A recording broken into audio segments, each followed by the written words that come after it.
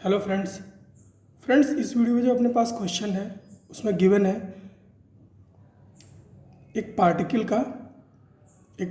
का पोजीशन का ग्राफ जो है हमें गिवन है और हमसे पूछा गया है कि if particle is in SHM then find acceleration when time is 4/3 second. When time is 4/3 second, t is equal to 4/3 second पे हमसे एक्सेलरेशन पूछा है।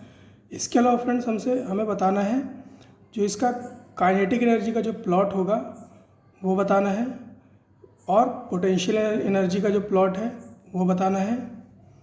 हमें बताना है कि जो x है जो पोजीशन है इसकी, क्या वो भी SHM में है और जो वेलोसिटी है क्या वो भी SHM कर रही है, और एक्सीलरेशन इसी तरह से बताना है, पोटेंशियल एनर्जी और काइनेटिक एनर्जी सबके नेचर के बारे में बताना है कि whether these are doing SHM और नॉट। तो फ्रेंड्स काफ़ी इन्फॉर्मेशन जो है आपको इस क्वेश्चन के थ्रू मिलेगी।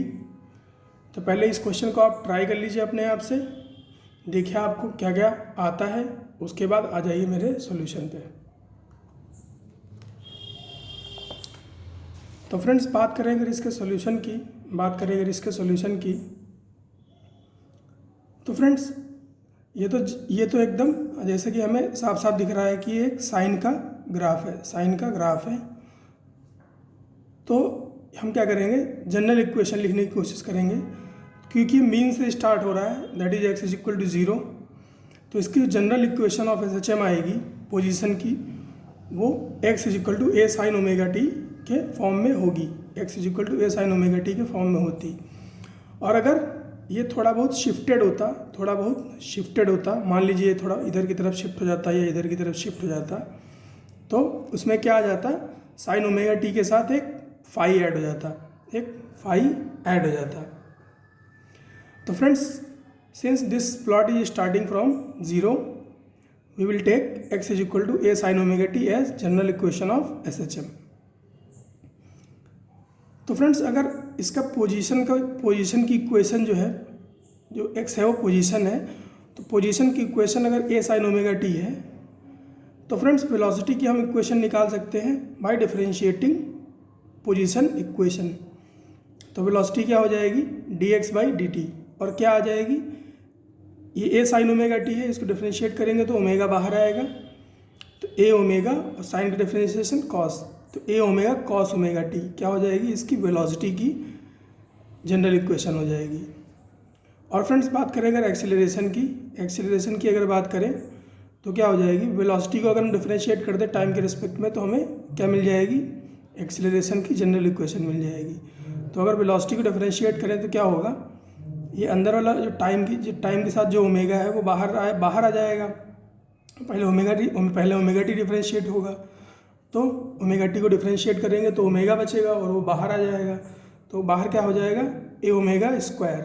उसके बाद कॉस को डिफरेंशिएट करेंगे तो कॉस साइन में बदल जाएगा और माइनस एक बाहर आ जाएगा क्योंकि कॉस का डिफरेंशिएशन होता है माइनस साइन टी, तो minus a omega square sine omega T. अपने पास जनरल इक्वेशन आ गई एक्सीलरेशन की। अब फ्रेंड्स अपने पास जनरल इक्वेशन है एक्सीलरेशन की, तो अगर हमें इन पैरामीटर्स की वैल्यू पता हो a और ओमेगा की, तो हम टाइम की वैल्यू गिवन वैल्यू जो कि 4/3 सेकेंड है पुट करके एक्सीलरेशन की वैल्यू कैलकुलेट कर सकते हैं। तो फ्रेंड्स a क्या है, ये जो पोजीशन का जो ये इक्वेशन है उसमें उसका a हम इस ग्राफ से निकाल सकते हैं, क्योंकि फ्रेंड्स ये जो है ये इसी जनरल इक्वेशन का प्लॉट दे रखा है। यहाँ पर हमने कांस्टेंट ले लिया है और यहाँ पर वैल्यू गिवन है।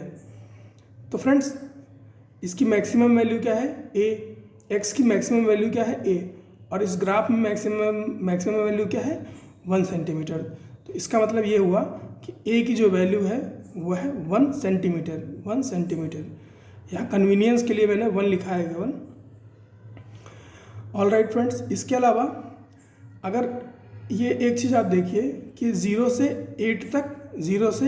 8 तक जा रहा है पोजीशन इसका, उसके बाद ये फिर से रिपीट होगा, तो इसका मतलब ये हुआ फ्रेंड्स कि जो इसका टाइम पीरियड है और जो SHM का जो टाइम पीरियड है वो कितना है, 8 सेकेंड।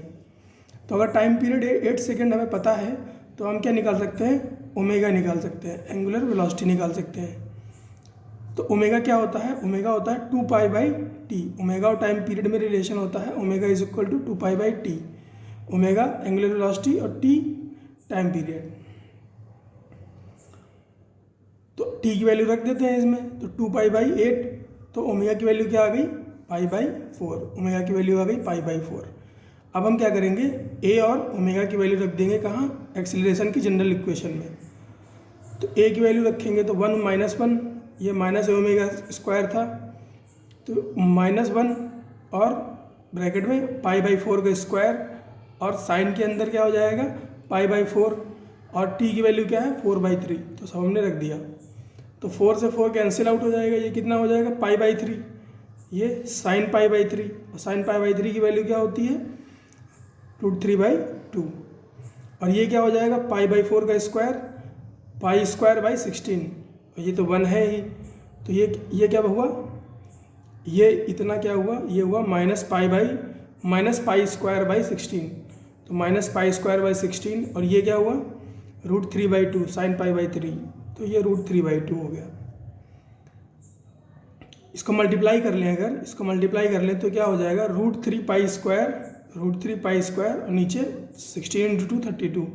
तो √3π² डिवाइड बाई 32, और माइनस तो रहेगा ही, माइनस तो रहेगा ही। माइनस फ्रेंड्स ये बताता है कि जो एक्सीलरेशन है वो मोशन के ऑपोजिट है। जो मोशन है उसके ऑपोजिट लग रहा है एक्सीलरेशन। यह कह लीजिए कि एक तरह का रिटार्डेशन है। All right. तो फ्रेंड्स बात करें अगर काइनेटिक एनर्जी की, फ्रेंड्स यहाँ पर एक चीज़ मैं और बताना चाहूँगा कि ये माइनस जो है और एक्सेलरेशन जो है हमेशा जो है एक्सेलरेशन माइनस में नहीं रहता है।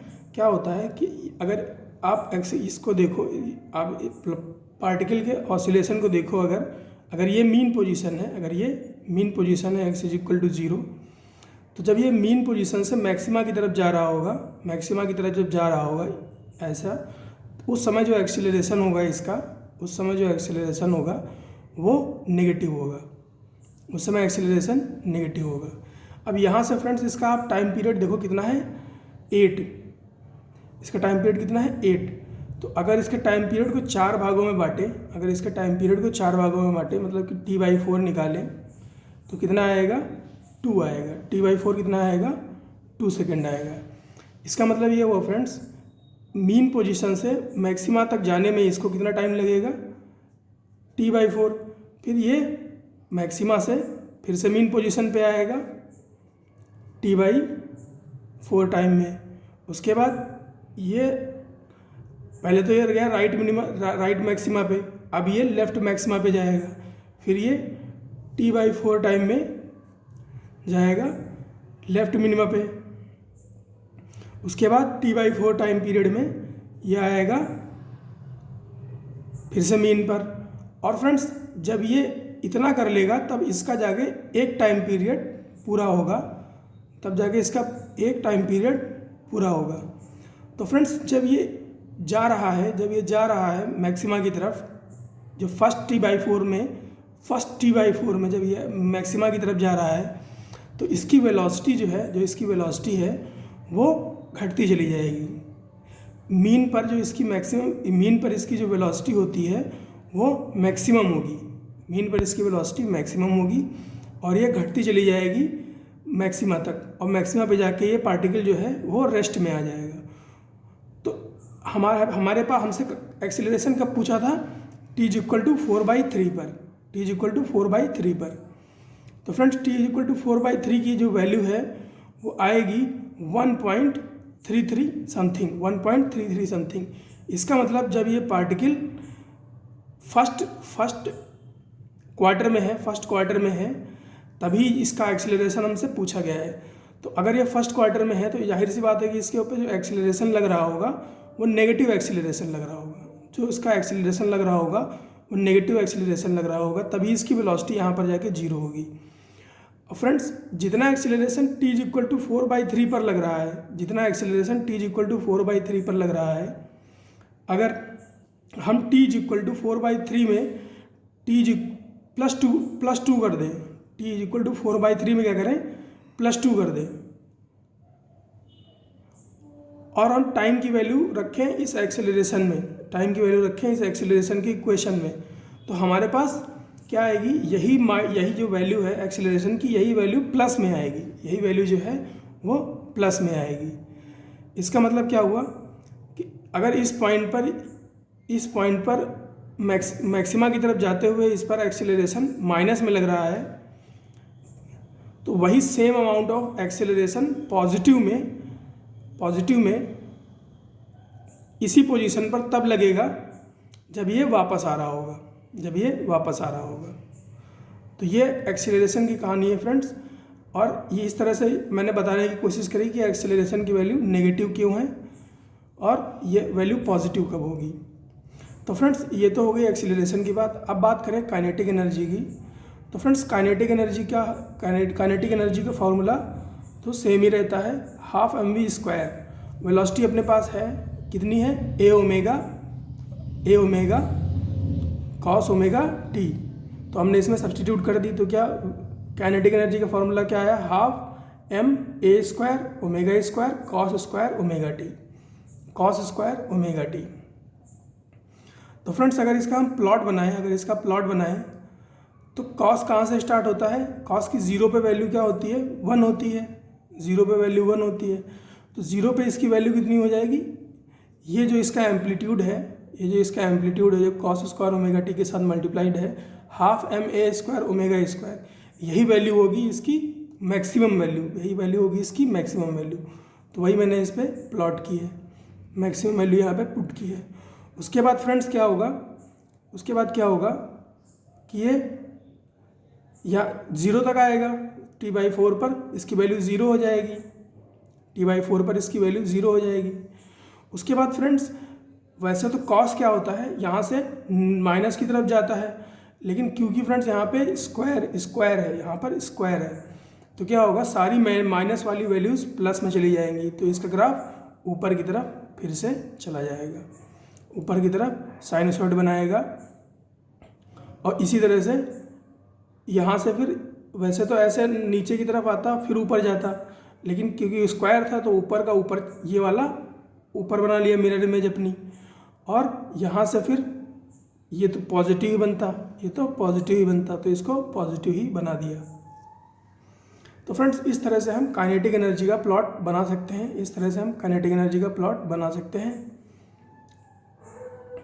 तो फ्रेंड्स ये काइनेटिक एनर्जी का प्लॉट है। इसके बाद बात करें अगर पोटेंशियल एनर्जी की बात करें, तो पोटेंशियल एनर्जी क्या होती है, 12kx²। x क्या है, x पोजीशन बताता है, x पार्टिकल का पोजीशन बताता है, और 12kx² क्यों यूज़ किया है फ्रेंड्स, क्योंकि पार्टिकल जो है वो एक स्प्रिंग की तरह बिहेव कर रहा है। एक पार्टिकल जो है वो एक स्प्रिंग की तरह बिहेव कर रहा है, और स्प्रिंग की जो पोटेंशियल एनर्जी होती है वो होती है 12kx²। तो x की वैल्यू इसमें सब्सटीट्यूट कर देते हैं, x की वैल्यू क्या थी, a sin ओमेगा t, तो पोटेंशियल एनर्जी क्या हो जाएगी, 12ka² sin² omega t, 12ka² sin² omega t। तो इसकी मैक्सिमम वैल्यू क्या है, मैक्सिमम वैल्यू है 12ka², तो मैंने मैक्सिमम वैल्यू क्या ले ली, 12ka²। अब यहाँ पर भी हमें साइन का ही प्लॉट बनाना है, और जो माइनस वैल्यू जो माइनस, जैसे साइन का प्लॉट क्या होता है, ऐसे जैसे ये साइन का प्लॉट है ना, ये साइन का प्लॉट है। जब साइन स्क्वायर का प्लॉट बनाएंगे तब क्या करेंगे कि जो ये माइनस वाला पोर्शन है इसको उठा के ऊपर रख देंगे, है ना, इसका पीक पकड़ेंगे और ऐसे रख देंगे, इसकी मिरर इमेज बना देंगे ऊपर। तो वही किया है फ्रेंड्स, इसकी मिरर इमेज को ऊपर जस्ट बना दिया है। और बाकी फ्रेंड्स इसका जो टाइम स्केल है वो सेम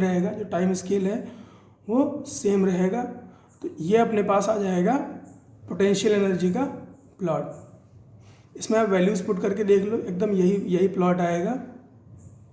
इसमें आप वैल्यूज़ पुट करके देख लो, यही प्लॉट आएगा फ्रेंड्स। अगर हम इन दोनों प्लॉट को ऐड कर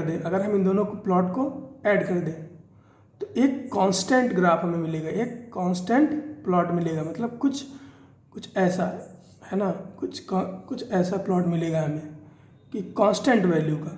अब आप ऐड करके देखो, है ना, आप ऐड करके देखो, ये वाला पॉइंट, ये वाला पॉइंट, यहाँ पर 0, यहाँ पर कुछ वैल्यू। इसी तरह से ये वाला पॉइंट देखो T/4 पर मैं कुछ मैक्सिमम वैल्यू, यहाँ पर 0, दोनों को ऐड करोगे कुछ कांस्टेंट वैल्यू आएगी।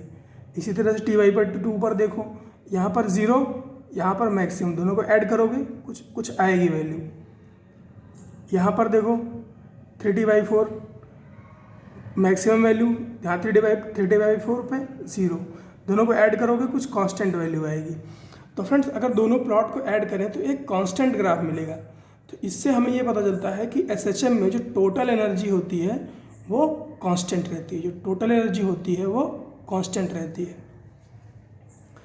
ऑल राइट फ्रेंड्स, अब हमने तीन बातें कर ली हैं, एक तो एक्सीलरेशन की, एक काइनेटिक एनर्जी और पोटेंशियल एनर्जी की। अब बात करते हैं कि XBA और KE और PE का जो नेचर है वो कैसा है। तो फ्रेंड्स जो x है उसको आप देखिए, पहले प्लस में जा रहा है, फिर माइनस में आ रहा है, फिर प्लस में जाएगा, फिर माइनस में आएगा, तो टू एंड फ्रो मोशन करेगा, टू एंड फ्रो मोशन करेगा। तो फ्रेंड्स अगर टू एंड फ्रो मोशन हो रहा है, इसका मतलब ये है कि जो वैल्यू है, ये वैल्यू है पोजीशन की, ये SHM में है। क्यों? क्योंकि टू एंड फ्रो मोशन कर रही है। इसी तरह से अगर हम देखें वेलोसिटी को, तो cos ωt है। तो फ्रेंड्स cos ωt का ग्राफ कैसे बनता है? cos का ग्राफ कैसे बनता है? ऐसे बनता है। तो फ्रेंड्स cos की वैल्यू भी जो है प्लस और माइनस में टू एंड फ्रो मोशन कर रही है। तो इसका मतलब ये हुआ कि जो वेलोसिटी है वो भी SHM कर रही है। अब बात करें अगर एक्सीलरेशन की, तो एक्सीलरेशन क्या है? -a⍵² sin ωt। ये भी साइन का फंक्शन है, ये भी साइन का फंक्शन है। तो फ्रेंड्स अगर ये साइन का है फंक्शन तो कुछ इसी तरह से बनेगा, माइनस साइन है तो उल्टा हो जाएगा, लेकिन तो माइनस से प्लस फिर प्लस से माइनस, वो टू एंड फ्रो मोशन करेगा। तो फ्रेंड्स इसका मतलब ये हुआ कि जो एक्सीलरेशन है, एक्सीलरेशन की जो वैल्यू है वो भी SHM कर रही है। अब बात करें फ्रेंड्स काइनेटिक एनर्जी की। तो फ्रेंड्स जो काइनेटिक एनर्जी है वो पॉजिटिव 0 पॉजिटिव 0 पॉजिटिव। इसका मतलब ये हुआ फ्रेंड्स, ये माइनस में नहीं जा रही है, ये माइनस में नहीं जा रही है। और अगर ये माइनस में नहीं जा रही है तो इसका मतलब ये हुआ ये टू एंड फ्रो मोशन नहीं कर रही है, ये टू एंड फ्रो मोशन नहीं कर रही है। To and fro motion friends तभी बोलेंगे जब ये सिमेट्रिक हो, तभी बोलेंगे जब टाइम के रेस्पेक्ट में वैल्यू सिमेट्रिक हो। जैसे कि ये ग्राफ जो है ये टाइम एक्सिस के रेस्पेक्ट में सिमेट्रिक है, टाइम एक्सिस के रेस्पेक्ट में सिमेट्रिक है। लेकिन फ्रेंड्स ये जो है ये सिमेट्रिक नहीं है, ये केवल टाइम के ऊपर है, तो ये सिमेट्रिक नहीं है। लेकिन फ्रेंड्स ये पीरियोडिक है, ये 0 से T इस तरह का बिहेव करेगा, उसके बाद T से 2T फिर से इसी तरह का बिहेव करेगा। तो फ्रेंड्स ये SHM में तो नहीं है लेकिन पीरियोडिक है। इसी तरह से फ्रेंड्स पोटेंशियल एनर्जी का भी स्टेटस है।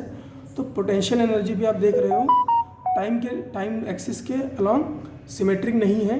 तो क्या होगा कि जो पोटेंशियल एनर्जी होगी वो भी पीरियोडिक होगी लेकिन SHM में नहीं होगी। तो फ्रेंड्स इस क्वेश्चन में बस इतना ही बताना था। मिलते हैं फ्रेंड्स नेक्स्ट क्वेश्चन में।